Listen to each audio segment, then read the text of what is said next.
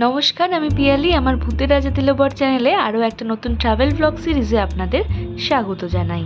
আগের ভিডিও দেখে থাকলে জানবেন কাল প্রায় রাতের দিকে আমরা বক্রেশ্বরে পৌঁছেছিলাম, আর এখন সকাল সকাল চলেছি বক্রেশ্বরের মন্দিরে পুজো দেওয়ার জন্য।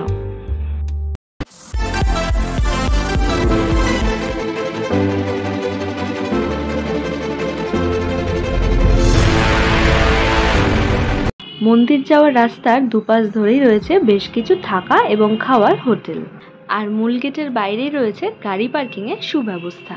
2 চাকার জন্য 10 টাকা, 3 চাকা অর্থাৎ অটো ও টোটোর জন্য 20 টাকা ও 4 চাকার জন্য 30 টাকা, আর 6 চাকার জন্য 60 টাকা ধার্য।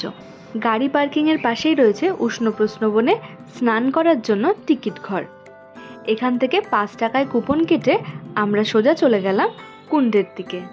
সোজা যেতেই বাঁ হাতে পড়বে পুরুষদের স্নান করার জায়গা, আর ডান হাতে গেলেই পড়বে মহিলাদের স্নান করার কুণ্ড। তবে এই কুণ্ডে কিন্তু তেল, সাবান, শ্যাম্পু মাখা নিষেধ।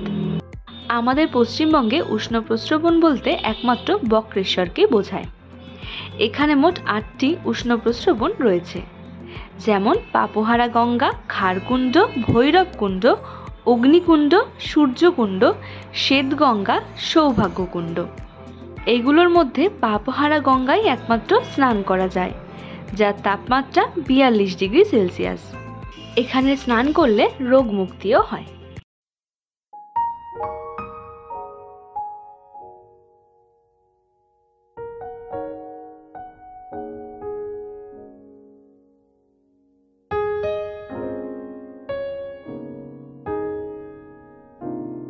এই কুণ্ডের তাপমাত্রা 55 ডিগ্রি সেলসিয়াস। কুণ্ডের দিকে ভালোভাবে লক্ষ্য করলে বুঝতে পারবেন জল কিন্তু মাটির তলা থেকে উঠে এর মধ্যে রিজার্ভ হচ্ছে, আর তারপর এখান থেকে পাইপের সাহায্যে স্নানের ঘাটে গিয়ে পৌঁছাচ্ছে।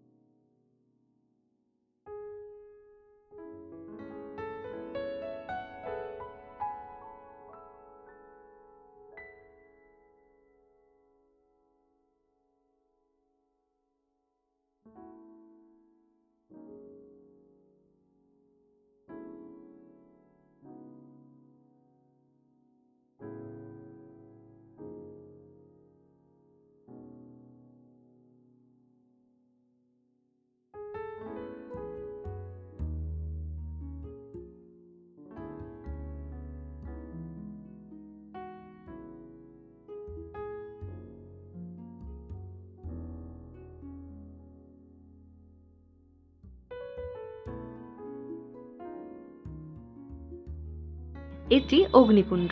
এর তাপমাত্রা সবচেয়ে বেশি, প্রায় 82 ডিগ্রি সেলসিয়াস। এই কুণ্ডের জলে সোডিয়াম, পটাশিয়াম, ক্যালসিয়াম ও সালফেট পাওয়া যায়, যা ঔষধি গুণ সম্পন্ন। এই অগ্নিকুণ্ডটি পাঁচিল দিয়ে ঘেরা। এর জলে অনবরত হিলিয়াম গ্যাস বেরোচ্ছে। চারিদিকে ডিম সেদ্ধর মতো গন্ধ।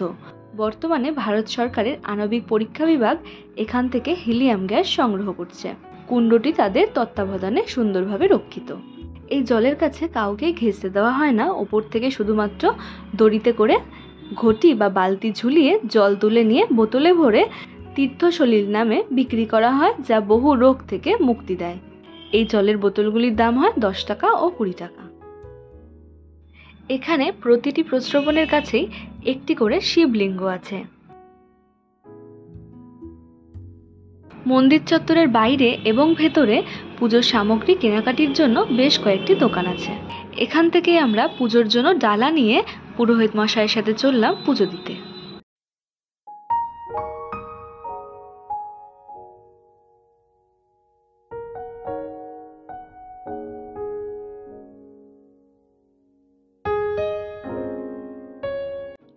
এটি দুধকুণ্ড। এর তাপমাত্রা 32 ডিগ্রি সেলসিয়াস। প্রতি মাসে পূর্ণিমার দিন সকালবেলা কুণ্ডের জল দুধের মতো সাদা থাকে, আবার সূর্য ওঠার সাথে সাথে জল আবার স্বাভাবিক হয়ে যায়, তাই একে সূর্যকুণ্ডও বলা হয়ে থাকে। মন্দিরের এটি একমাত্র কুণ্ড, যেখান থেকে জল নিয়ে বাবার মাথাতে ঢালা হয়।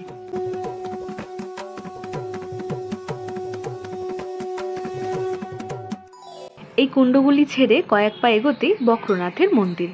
মন্দিরটি বেশ বড়।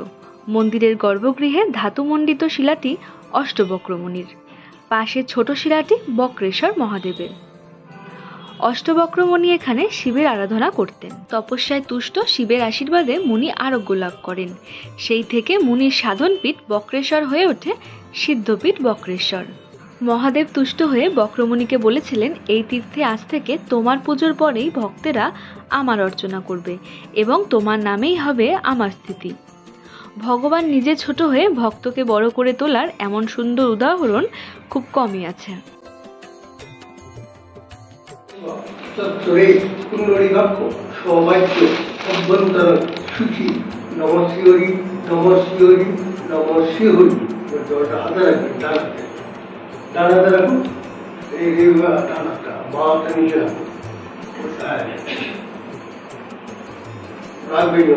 নমো শ্রী বিষ্ণু বিষ্ণু নম পদ্য আষাঢ় মাসে শুক্লপক্ষে দশম তিথ না। আমার গোত্রটা মনে মনে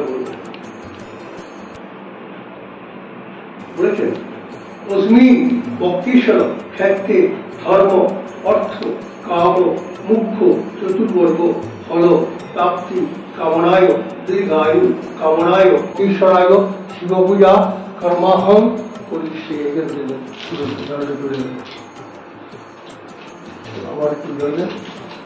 নম স্নানীয় গঙ্গোদকম বক্রেশ্বরায় মহাদেবায় শিবায় নম স্নানীয় গঙ্গোদকম স্তবক্তায় বক্রেশ্বরায় শিবায় নম শিবায় নম শিবায় নম বক্রেশ্বরায় মহাদেবায় শিবায় নম শিবায় নম শিবায় নম। নমো ধায়ে নিত্যং মহেশং রজত গিরিনিভং চাবি চন্দ্রা পদংসং রত্নকল্প উজ্জ্বলঙ্গহং পরশু দিগবরা অভীতি হস্তং প্রসন্নম শ্রীনিত্যম এইষ বিল্লবত্ত পুষ্পং বক্রেশ্বরায় মহাদেবায় শিবায় নমঃ।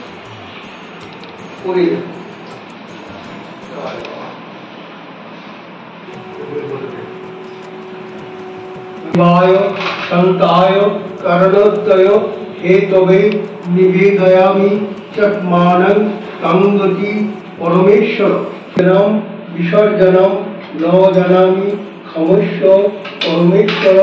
नमो महादेव महात्राण महायोगी महेश्वर महापाप हरमदेव मकोराय नमो नमः। আমাকে প্রণাম করে মনের বাসনা কামনা জানাবি। মাথা টিকে নেন, মাথা টিকে নেন, নিচে বাবাকে বসাবো না, এক হাতে এই থেকে বসাবো না, এক হাতে মাথাটা টেকাবো। বাবাকে জানান, অভিযোগ যা আছে বাবাকে জানান। বাবা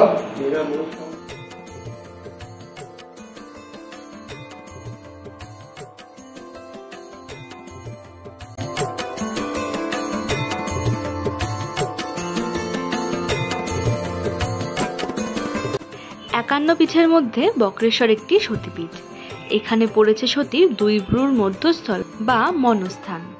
মহামায়া সতী এখানে মহিষমর্দিনী নামে বিরাজিতা। পুরোহিত মশাইয়ের কথায় মায়ের মূর্তির নিচে রাখা আছে মায়ের মন বা ভ্রুযুগলের মধ্যাংশ। অনেক কষ্ট করে দেখতে পেলাম যে তলায় একটা বোধহয় প্রস্তরখণ্ড আছে, সেটিকে সতীর দেহাংশ বলা হয়েছে।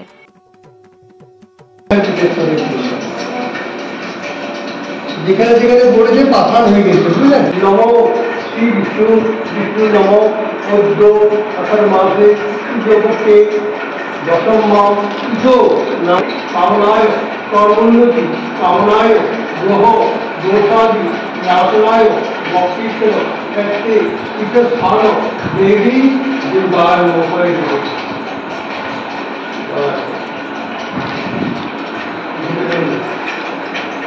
নমো স্নানীয় গঙ্গোদকম তীর্থস্থান দেবী দুর্গায় মোহায়।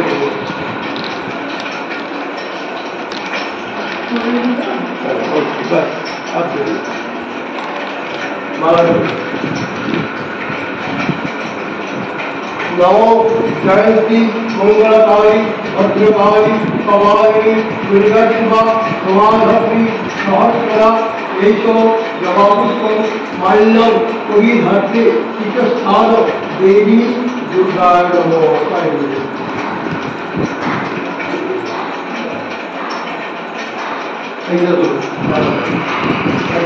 নমো বিষ্ণু তৎসবিদ্য আষাঢ় মাসে শুক্লপক্ষে দশম তিথ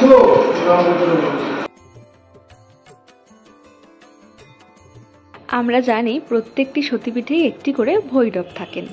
এখানে মহেশ্বর বটুক ভৈরব রূপে পূজিত হন। মহাদেবায় শিবায় নমঃ। আর গঙ্গা জল দিয়ে দেন সামান্য। এই ধামে এসে দর্শন থেকে পুজো সবটাই খুব ভালোভাবে শান্তি করে ভক্তি ভরে দেওয়া সম্ভব হয়েছে, যা বর্তমানে হয়তো খুব কম মন্দিরেই পাওয়া যায়। আমাদের যে পুরোহিত মশাই ছিলেন তিনি কিন্তু খুব ভালোভাবে আমাদেরকে পুজোটা করিয়ে দিয়েছেন। স্ক্রিনে আমি ওনার নাম এবং ফোন নাম্বারটা দিয়ে দিলাম, আপনারা এখানে গেলে ওনার সাথে আগের থেকে যোগাযোগ করে নিতে পারেন। কিভাবে আসবেন? হাওড়া থেকে হুল এক্সপ্রেস ও ময়ূরাক্ষী এক্সপ্রেস করে দুবরাজপুর যাওয়া যায়। এছাড়া রামপুরহাট থেকেও ট্রেনে করে দুবরাজপুর আসা যায়। এরপর দুবরাজপুর স্টেশনে নেমে 1 নম্বর বা 2 নম্বর প্ল্যাটফর্ম থেকে বেরিয়েই টোটো বা অটো পেয়ে যাবেন বক্রেশ্বর মন্দির যাওয়ার জন্য। এছাড়া বোলপুর বা তারাপীঠ ঘুরতে এসেও গাড়ি রিজার্ভ করে একদিনের মধ্যেই এখান থেকে ঘুরে যেতে পারবেন। আজকের মতো এই ভিডিওটা তবে এখানেই শেষ করলাম। দেখা হচ্ছে আগামী পর্বে বক্রেশ্বর ড্যামের সাথে। ততক্ষণের জন্য ভালো থাকবেন, সুস্থ থাকবেন।